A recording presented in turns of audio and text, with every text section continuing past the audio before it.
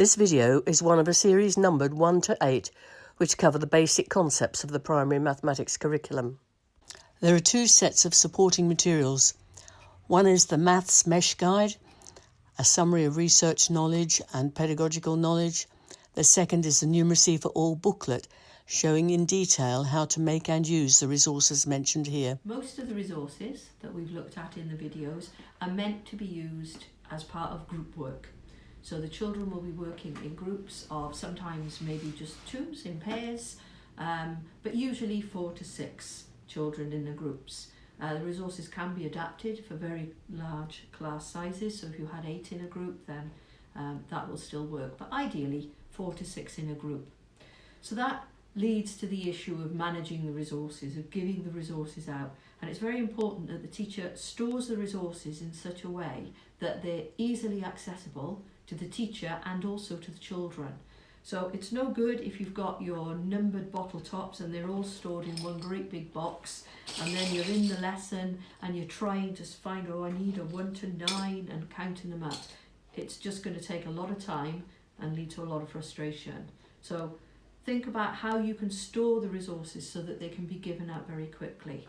A very simple example is if this is meant for one group, this is a resource for one group, then you keep them in a nice little envelope that you've made from the milk bags, so it's durable.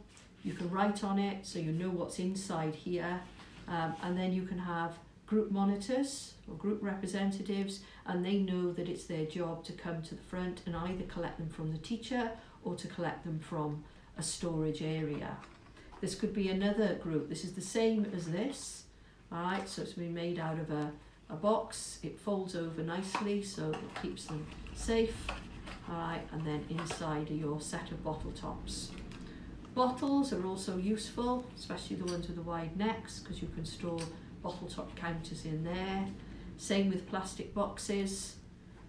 All right, again, it's very important that you label them so that you know and the children know what's inside. It's also important that the children don't just collect the resources, but they're also responsible for putting them away at the end, and also for taking care and making sure that if there's 1 to 100 in there when they get them out, then there's still 1 to 100 in there when they come to put them away. Keeping sets of resources all together is also very helpful because you don't lose things. So here we have our place value blocks. You've got your thousands, you've got your hundreds, your tens and your ones all in one place together.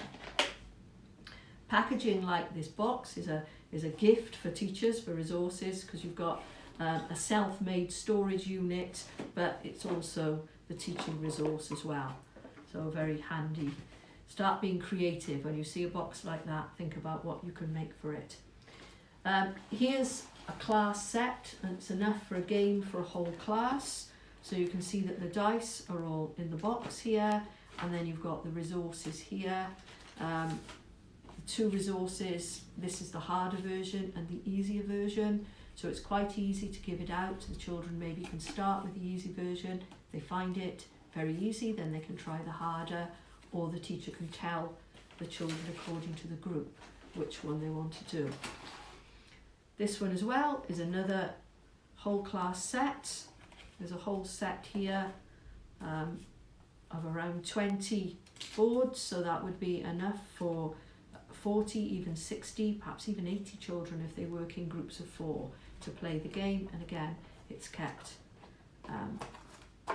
all ready. Now, one thing that teachers often find is that when the children first start using these resources, they're very excited, and sometimes it can be, oh, I'm not going to use them because the children are disruptive or they're talking too loudly. But my advice there would be stick with it. It's because it's new. It's because they've not had an opportunity to do this before. So let them be excited. So after a while, it will just become the norm. They will get the bottle tops out. They will be using them. They're still enjoying them, but the first time excitement has gone. Storage, as said, keep them maybe all together. If you have a cupboard in the classroom or a large box where you can store them all together, then that's vital. Another thing, one of the problems that you may have with group work is that you may have a more dominant member of the group who does all the talking and takes all the turns. So one thing that you can introduce is a stick or some sort of something that you can use. It can just be a stick. This is actually an old marker pen, no longer used, that you can use. You can actually use it for counting, you can use it for teaching fractions, but you can also use it for a stick, and only the person in the group who is holding the stick is allowed to have a turn or to speak, and then they pass it around the group, and then each child knows that they're allowed to speak, this is their turn. So if you do find that there's maybe a group where one child is being very dominant or another child who's not participating and not taking part, then this can give them the confidence to have a go, because this means they're allowed to speak. Another thing that's very important is rewarding children, praising children, encouraging children. Some children find maths very difficult, but we need to encourage them that yes, everybody can do it. And a really, really easy way that children love is to have a smiley face bottle top token, which don't just reward for the children who have got it right, reward for effort, reward for, yeah, well done, you've tried really, really hard. And something like this is something that you can give the child, they can take it home, they can show their parents. It's a bit like the equivalent of using stickers, but obviously stickers cost money, these don't cost anything. You can reward them for groups, you can reward the whole class, you can count up at the end of the week, how many smiley face bottle tops have we got? Really, really easy way, and the children will love to have a smiley face from their teacher and a smiley face bottle top to remember it by as well. More detail about the resources in this video and others can be found in this booklet, Numeracy for All, Resources for Teaching Mathematics.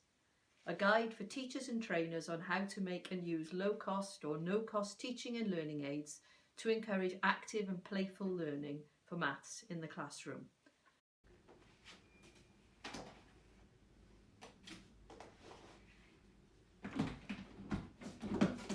Okay, let's go and teach some maths. These videos are from a partnership between VSO International and the MESH Initiative.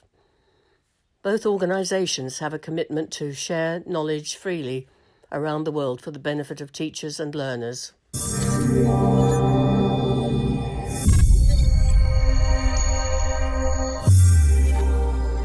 Most of the resources that we've looked at in the videos are meant